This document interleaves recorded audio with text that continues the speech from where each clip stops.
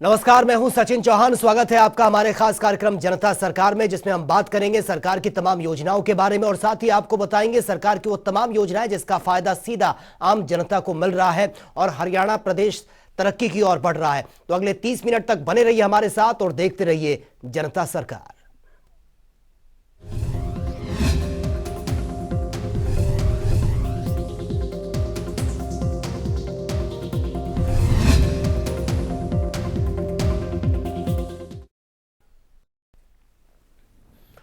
हरियाणा राज्य जिसने बागवानी के क्षेत्र में कई उपलब्धियां हासिल की हैं। यहां के मुख्यमंत्री मनोहर लाल के नेतृत्व में बागवानी विभाग नए आयाम भी स्थापित कर रहा है और हरियाणा के प्रगतिशील किसान परंपरागत खेती को छोड़कर बागवानी की ओर आगे बढ़ रहे हैं। ये रिपोर्ट आप देखिए। हरियाणा राज्य जिसका उदय सन 1966 में तत्कालीन पंजाब के सबसे पिछड़े इलाके को मिलाकर हुआ था, लेकिन यहाँ के जुझारू नागरिकों की मेहनत और इच्छा शक्ति के बलबूते हरियाणा राज्य आज देश के समृद्ध राज्यों में अग्रणी। चाहे उद्योग हो या कृषि, हरियाणा राज्य ने हर क्षेत्र में तरक्की अर्जित की है। कहते हैं आवश्यकता आविष्कार की जननी होती है। समय में बदलाव के साथ जरूरतें बढ़ती भी हैं और बदलती भी हैं, लेकिन जब कृषि के क्षेत्र में विविधीकरण की बात करें तो हरियाणा प्रदेश इसमें भी आदर्श स्थापित कर रहा है। परंपरागत खेती में जोखिम और लागत ज्यादा है, तो हरियाणा के मुख्यमंत्री मनोहर लाल के नेतृत्व में बागवानी विभाग प्रदेश के किसानों के लिए नई नई योजनाएं ला रहा है, जिससे किसानों की आय दोगुना ही नहीं बल्कि कई गुना बढ़ रही है और किसानों को बागवानी विभाग के प्रति अटूट विश्वास बन रहा है। इसी के परिणाम है बागवानी के क्षेत्र में हरियाणा राज्य पूरे देश में चर्चा का केंद्र बन रहा है। बागवानी किसानों को प्रोत्साहित करने के लिए हरियाणा सरकार निरंतर कार्य कर रही है। बागवानी विभाग हरियाणा की ओर से किसानों को सशक्त बनाने के लिए पूरे राज्य में 11 उत्कृष्ट केंद्र स्थापित किए गए हैं। ये सभी उत्कृष्टता केंद्र हरियाणा राज्य के किसानों को उच्च गुणवत्ता के पौधे तैयार करके मुहैया करवाने के लिए प्रतिबद्ध है। इसी का परिणाम है कि हरियाणा राज्य के किसान अपनी परंपरागत खेती को छोड़कर जैविक खेती करने की ओर बढ़ रहा है। कृषि विविधीकरण को बढ़ावा देने के लिए हरियाणा की मनोहर सरकार ने पिछले 7 साल में बागवानी विभाग के बजट को करीब 3 गुना बढ़ा दिया है। बागवानी विभाग द्वारा चलाई जा रही योजनाओं का लाभ उठाकर हरियाणा का किसान खुशहाल हो रहा है, जिससे विभाग के प्रति किसानों को विश्वास भी बढ़ रहा है। हरियाणा सरकार की ओर से किसानों को हर योजना का लाभ देने के लिए मेरी फसल मेरा ब्यौरा कार्यक्रम सफलतापूर्वक चलाया जा रहा है। इस कार्यक्रम के तहत साल 2021-22 में लगभग 1.29 लाख एकड़ क्षेत्र को पोर्टल पर पंजीकृत किया जा चुका है। हरियाणा सरकार की योजनाएं राज्य के किसानों के लिए लाभकारी साबित हो रही हैं। बागवानी क्षेत्र में अग्रणी हरियाणा राज्य की मनोहर सरकार ने भावांतर योजना लागू की है। इस योजना के अंतर्गत यदि राज्य के किसानों को अपनी फसल मंडी में बेचने पर कम कीमत मिलती है, अर्थात किसानों को नुकसान होता है, तो उसकी भरपाई राज्य सरकार द्वारा की जाती है। इस योजना के तहत किसानों को कृषि में विविधता लाने के लिए प्रोत्साहित किया जा रहा है। बागवानी फसलों पर भावांतर योजना लागू करने वाला हरियाणा देश का पहला राज्य है। तो चलिए अब ग्राफिक्स के जरिए समझते हैं। इस योजना को 1 जनवरी 2018 को लागू किया गया। योजना के तहत 21 बागवानी फसल कवर हुआ। अब तक 5,403 किसानों को 14.12 करोड़ रुपए का प्रोत्साहन। भावांतर भरपाई योजना हरियाणा सरकार की एक अनूठी योजना है। राज्य के जो किसान अपनी फसल जैसे सब्जियां, फलों आदि का बाजार में बेचते हैं, लेकिन उन्हें अपनी फसल बेचने पर उचित मूल्य नहीं मिल पा रहा है, उन किसानों को राज्य सरकार द्वारा फसल का या तो मुआवजा या फिर फसल की कम कीमत की उचित भरपाई के रूप में प्रोत्साहन धनराशि प्रदान की जा रही है, ताकि किसानों को उसकी फसल का सही मूल्य मिल सके। हरियाणा का बागवानी विभाग प्रदेश के किसानों की आय बढ़ाने के लिए निरंतर प्रयास कर रहा है।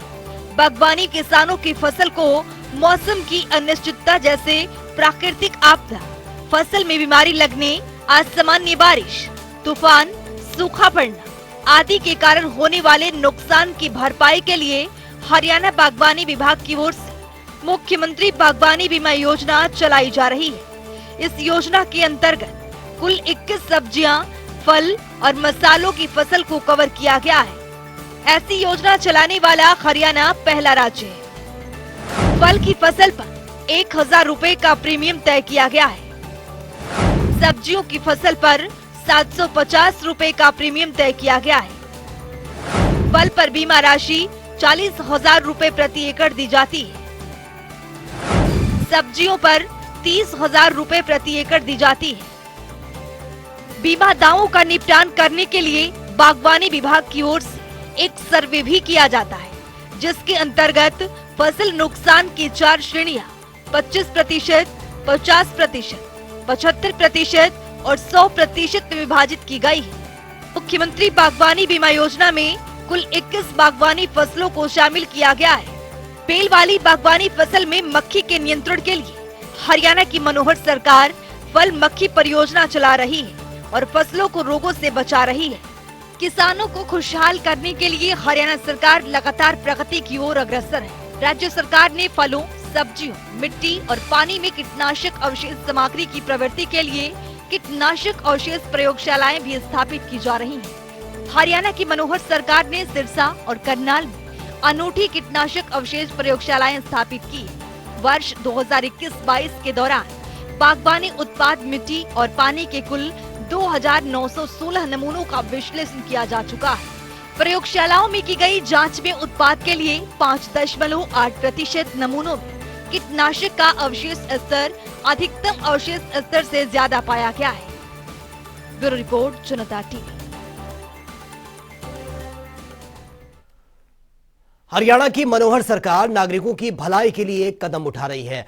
मुख्यमंत्री की मनोहर नीतियों से हरियाणा की पहचान देश ही नहीं बल्कि विदेशों में भी बनी है और यही कारण है कि आज हरियाणा देश के अग्रणी राज्यों में शामिल है। मनोहर पथ पर आगे बढ़ रहा है। हरियाणा नित नए कीर्तिमान रच रहा है। एक बार फिर से मुख्यमंत्री मनोहर लाल के नेतृत्व में विकास पथ पर बढ़ रहे हरियाणा ने नया इतिहास रचा है। ये रिपोर्ट आप देखिए। हरियाणा की मनोहर सरकार प्रदेश और प्रदेशवासियों के हित में लगातार महत्वपूर्ण फैसले लेती रही है, जिसका नतीजा ये है कि आज हरियाणा देश के अग्रणी राज्यों में अपना स्थान बना चुका है। आज मनोहर सरकार के नेतृत्व में हरियाणा का चहुमुखी विकास हो रहा है। प्रदेश और प्रदेशवासियों को मनोहर नीतियों का सीधा लाभ हो रहा है। हरियाणा सरकार मनोहर नीतियों के कारण हर मुश्किल को आसानी से पार कर रही है। हरियाणा सरकार ने शिक्षा के क्षेत्र में भी ऐसे ही कदम बढ़ा रखे हैं, जिससे कि शिक्षित हरियाणा से विकास को गति मिलती रहे और हरियाणा प्रदेश में नागरिकों को आसानी से रोजगार मिल सके। मुख्यमंत्री मनोहर लाल का मानना है कि सही मायनों में अध्यापक राष्ट्र का निर्माता होता है। इसलिए मनोहर सरकार ने प्रदेश के जिन स्कूलों में अध्यापकों की जरूरत है, उनकी जानकारी तत्काल हरियाणा कौशल रोजगार निगम को उपलब्ध करवाने के लिए कहा है।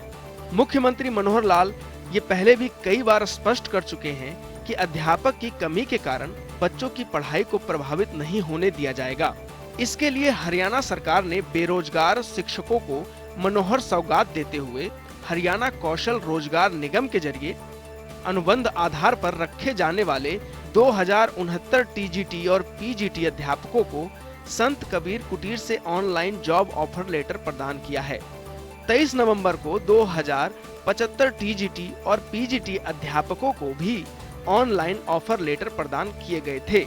इस तरह से केवल 26 दिनों में ही हरियाणा सरकार ने हरियाणा कौशल रोजगार निगम के माध्यम से 4144 अध्यापकों को जॉब प्रदान कर हरियाणा ने पारदर्शी तरीके से नौकरी देने का एक और इतिहास रच दिया है। देश में सबसे तेज गति से विकास करने वाले राज्यों में शामिल हरियाणा मनोहर सरकार में नित नए आयाम रच रहा है और यही कारण है कि आज हरियाणा देश के अग्रणी राज्यों में शामिल है। न्यूज डेस्क, जनता टीवी। हरियाणा की मनोहर सरकार लगातार हरियाणा और हरियाणा वासियों के हित में कदम उठा रही है, जिससे हरियाणा विकास के पथ पर आगे बढ़ भी रहा है। एक और जहां योजनाएं लागू की जा रही हैं, तो दूसरी ओर उन पर सख्त नजर भी रखी जा रही है। और इसी कड़ी में हरियाणा में बिजली चोरी को लेकर बड़ी कार्रवाई देखने को मिली है। इस कार्रवाई को लेकर जनता टीवी से खास बातचीत भी की है। हरियाणा के बिजली मंत्री रंजीत चौटाला ने यह खास बातचीत देख लेते हैं। हरियाणा में बिजली चोरी पर नकेल कसने के लिए एक बड़ी छापेमार कार्रवाई की गई है। इस पर बातचीत करने के लिए मेरे साथ हरियाणा के बिजली मंत्री चौधरी रणजीत सिंह चौटाला मौजूद हैं। सर, पिछले 3 साल में बिजली चोरी पर रोक लगाने के लिए कई बार रेड की गई है। अभी 1-2 दिन पहले जो बड़ी छापेमार कार्रवाई हुई है, वो किस तरीके से कार्रवाई की गई है और कितनी बिजली चोरी पकड़ी गई है? देखिए, हम कई दिन से लगे हुए थे कि लोग चोरी बंद करें और थोड़ा इसका मैसेज भी गया। अब ये हमारा 7वां एक रेड था जो पूरा साइमल्टेनियसली पूरे हरियाणा में हुआ। इससे पहले 6 बार करा। पहले हमारा लाइन लॉस 31% था, अब कम होकर आज के दिन ये 13.5 है। और जब 1% लाइन लॉस कम होता है तो हमारा 300 करोड़ रुपए बढ़ जाता है। तो आप ये समझिए कि हम 3700 करोड़ घाटे में थे, आज प्रॉफिट में आ गए। ये हमने कोई 492 टीमें जो थी इकट्ठी ऑर्गेनाइज करी। ये एमडीज को, डायरेक्टर्स को पता था, बहुत लोगों को पता नहीं था। और सुबह 5 बजे कार्रवाई शुरू करी। 4000 आदमी पूरे हरियाणा में सब जगह छापे मारने गए। जहाँ जहाँ में कुछ जगह की इन्फॉर्मेशन थी, हम रैंकिंग करी थी।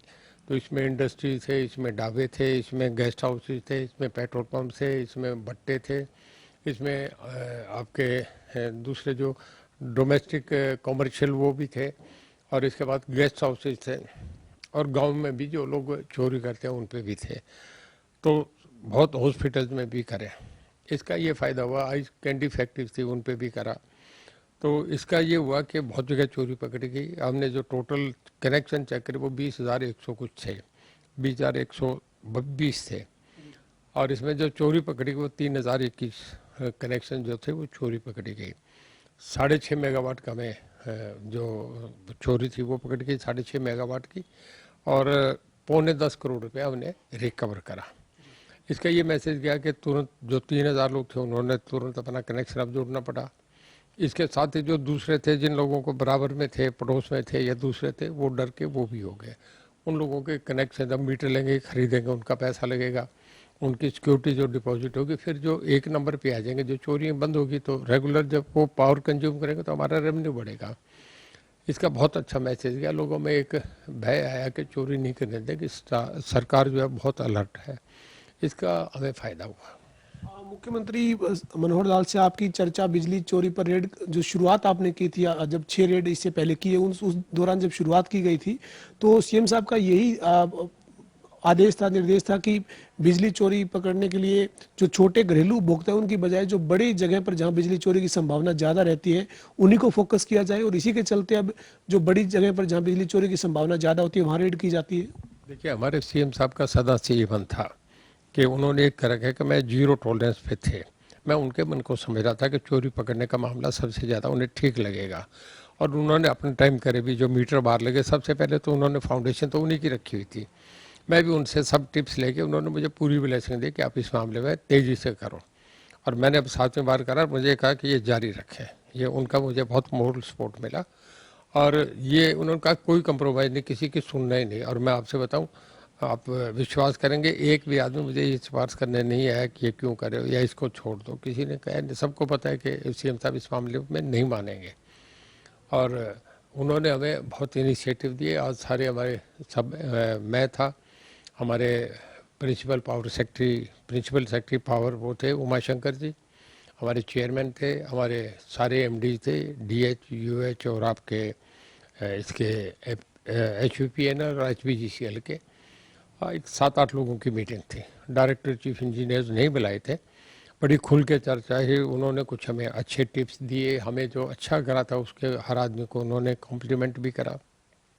और बहुत सिंप्लीफाई कर रहे हैं हम तरीके से। अब ये भी कर लिया कि 1-1 महीने के मीटर के बिल भेजे जाए, और जो उनसे सिक्योरिटी लेंगे उसे एज सिक्योरिटी लें, ना कि एडवांस डिपॉजिट नहीं हो। मतलब एक प्यार से लोग इसको माइंड भी नहीं करते, क्योंकि बहुत लोग कनेक्शन लेके और फिर बिल नहीं भरते, 6-6 महीने बिल नहीं भरेंगे, कटेगा तो उनकी तरफ 2-2 लाख रुपया हो जाता है, फिर वो कनेक्शन ही नहीं देते। तो हमारा रेवेन्यू नहीं जाए, इस करके थोड़ी सिक्योरिटी लेंगे, वो भी 10% हर बिल के साथ आती रहेगी। एक जो बढ़िया काम ये करा, अब हमने इस पर एक मॉनिटर करने के लिए दोनों DH में आदमी लगा दिए कि जैसे एक औरत के बिल आ गया था, उन्होंने आज बड़ा सख्ती से कहा कि ये क्यों ऐसे लैप्सेज क्यों होते हैं कि 22 लाख का 100 गज वाले के आ गया, वो किसी की गलती थी, उस पर एक्शन होगा। और उस पर ये कर दिया कि आइंदा इस तरीके के बिल नहीं जाए जहाँ 3 टाइम्स बिल बढ़ के आ जाए, कोई भी बिल हो उसे जनरेट ही ना करो, उसे वहीं रोको और उसके बाद सब सुधार के उसके बाद करो। तो ये एक बड़ा अच्छा मैसेज है।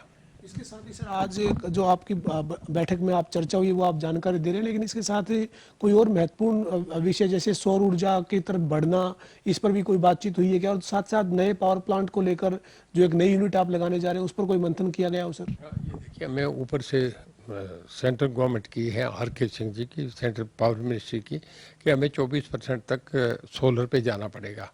तब तक हम 10% के करीब थे, तो हम बड़ा तेज़ी से इसमें आगे बढ़ेंगे, ये उस पर ले जाने की करेंगे। और इस पे सोलर पे बहुत जल्दी हम कुछ यूनिट्स लगाएंगे, छोटे छोटे यूनिट लगेंगे, उस पर भी फैसला हो गया। और थर्मल का भी एक हमने फैसला कर दिया, पानीपत वाले का जो यमुनानगर में है, उस पर हमारा अभी 900 मेगावाट का शायद इसी महीने के आखिर में या अगले महीने के फर्स्ट वीक तक हम उसका टेंडर ले आएंगे और जल्दी उसको हम शुरू करेंगे। जो बिजली के जो बिल का जो आप बता रहे हैं सर, जो 2 महीने में बिजली के बिल आते हैं, ये बिजली के बिल का सर्कल अब 2 महीने से कम करके कोई 1 महीना करने की तैयारी है? महीने का कर रहे हैं, महीने का लोगों को भेज दिया जाए ताकि वो दे दें। उसके बाद फिर उन लोगों को ये नहीं होता 2 महीने में हम कितने समझा रहे तो भी कहता है नहीं साहब सरचार्ज लग के आ जाता, वो आता, हालांकि वो नहीं लगता, पर फिर भी अब ये क्लियर होगा, वो चाह रहे हैं तो हमें 1 महीने के देने में क्या दिक्कत है, बिजली तो निकालना हो जाएगा। और सर आपने बिजली चौपाल शुरू की थी, उसका काफी अच्छे परिणाम भी नजर आए, लेकिन बीच में फिर आदमपुर का उपचुनाव और साथ ही पंचायत के चुनाव के चलते बिजली चौपाल आपने एक तरह से रोक दिया था कार्यक्रम। अब बिजली चौपाल या लोगों के बीच में बिजली के मुद्दों को लेकर जाएंगे? इसमें हम MLA को भी इन्वॉल्व करेंगे।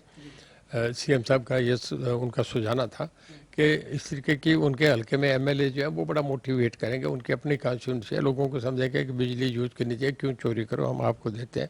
उन्हें जो ट्रांसफार्मर चाहिए, पोल चाहिए, केबल चाहिए, मीटर चाहिए, कंडक्टर चाहिए, हम इमीडिएट देंगे ताकि उन्हें ये हौसला रहेगा कि हमारा ठीक चल रहा है और लोग आ जाएंगे, समझाने पे बहुत होगा। बिजली को लेकर जो विजन था आपका और मुख्यमंत्री जी का, उसमें आप कामयाब हो रहे हैं? मतलब जो बिजली विभाग का जो घाटा है उसको मुनाफे में बदलने की तरफ, और साथ ही जो सुविधाएं हैं बिजली की तमाम, वो लोगों को देने में आप और CM साहब का जो विजन है उसमें आप आगे बढ़ पाए हैं सर? बिल्कुल बिल्कुल, बहुत बढ़ पाए हैं, बहुत सब जगह हमारी सराहना है। पूरे देश में जो 41 कंपनीज है जो डिस्कॉम की, उसमें 15वें 17वें पे थे, आज हम 5वें और 6ठे पे हैं। पहली 4 कंपनी गुजरात की है और हमें निर्मला सीतारमन जी से भी हर जगह से कॉम्प्लीमेंट मिले हैं, बहुत बढ़िया। पावर मिनिस्ट्री में RK सिंह जी ने बहुत तारीफ करी उदयपुर में, जब हमारी मीटिंग थी, तो हम सोलर को बहुत आगे बढ़ा रहे हैं। था आज भी CM साहब का ये सुझाव था कि हमें इतनी करनी चाहिए कि हम लोगों को दिन में ही बिजली दें, जो फार्मर्स हैं उनको रात को नहीं हो, मैं ऐसा डेवलप कर लें सिस्टम। अभी 6-8 महीने लगेंगे, तो हम उन्हें दिन में ही तीनों शिफ्ट करें, सुबह 7 से शाम के 7 बजे तक दें, ताकि उन्हें रात को पानी में उसमें नहीं जाना पड़े।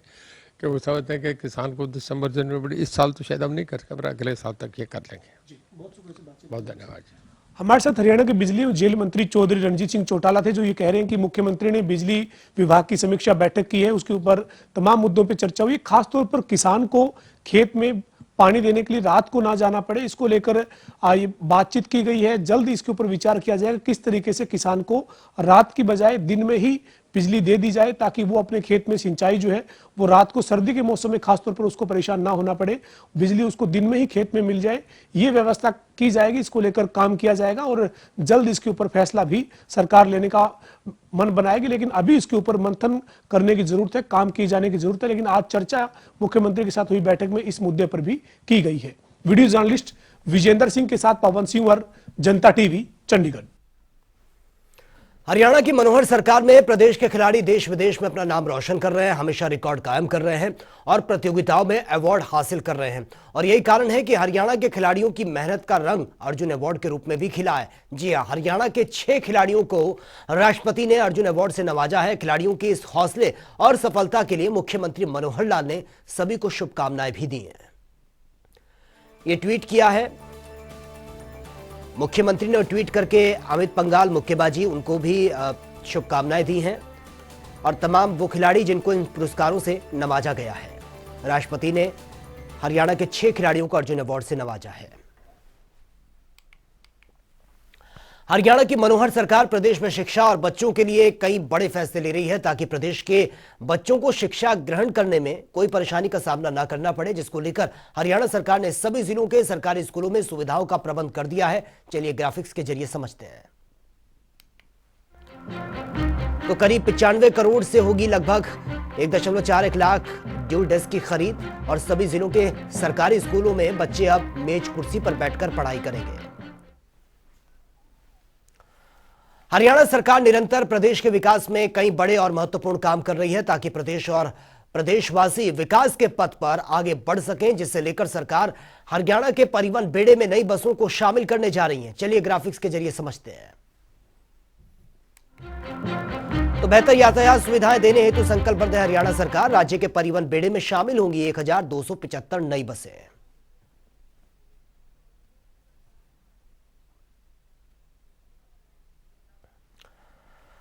हरियाणा की मनोहर सरकार निरंतर मेडिकल क्षेत्र में कई बड़े फैसले भी ले रही है ताकि प्रदेशवासियों को किसी भी प्रकार की कोई परेशानी ना हो, और इसी कड़ी में हरियाणा सरकार ने एमबीबीएस बॉन्ड नीति में कई अहम बदलाव भी किए हैं। चलिए ग्राफिक्स के जरिए समझते हैं। तो हरियाणा सरकार ने एमबीबीएस बॉन्ड पॉलिसी में कई अहम बदलाव किए। 7 साल के बॉन्ड एग्रीमेंट की समय सीमा घटा दी गई, 5 वर्ष को किया गया। बॉन्ड राशि जो थी वो घटाकर 30 लाख कर दी गई है और छात्राओं को 10% तक का इसमें जिक्र किया गया। पढ़ाई पूरी करने के 1 साल के भीतर ही एमबीबीएस छात्रों को नौकरी सरकार देगी। छात्र के साथ अनहोनी होने पर परिवार बॉन्ड राशि भरने हेतु बाध्य नहीं होंगे। और वहीं हरियाणा की मनोहर सरकार शिक्षा के क्षेत्र में कई नेक पहल भी इसकी शुरुआत की है ताकि जो हरियाणा के बच्चों का भविष्य है वो उज्जवल हो सके। चलिए ग्राफिक्स के जरिए समझते हैं। तो हरियाणा में शिक्षकों की बंपर भर्तियां हैं। हरियाणा लोक सेवा आयोग ने आवेदन इसके लिए आमंत्रित किए हैं। पीजीटी के लिए 3863 पदों पर सीधी भर्ती की जा रही है।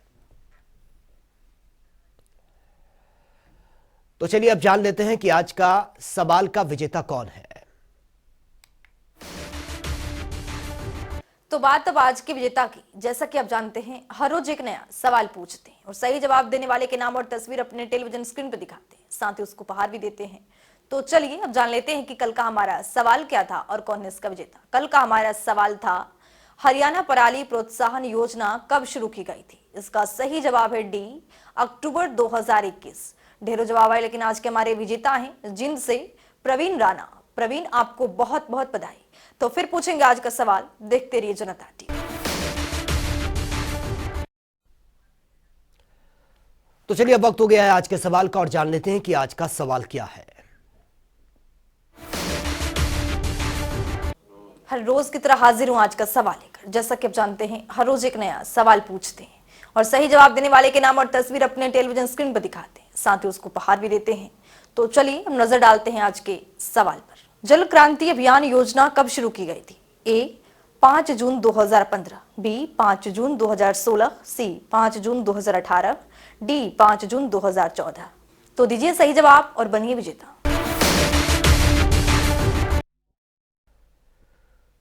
तो इस खास कार्यक्रम के जरिए हमारा मुख्य उद्देश्य हरियाणा सरकार की कल्याणकारी योजनाओं की जानकारी और उसका लाभ प्रदेश के हर नागरिक तक पहुंचाना है, क्योंकि जब प्रदेश का हर नागरिक समृद्ध और खुशहाल होगा तभी प्रदेश विकास के पथ पर आगे बढ़ेगा। हमारे खास कार्यक्रम जनता सरकार में आज के लिए फिलहाल इतना ही। नमस्कार।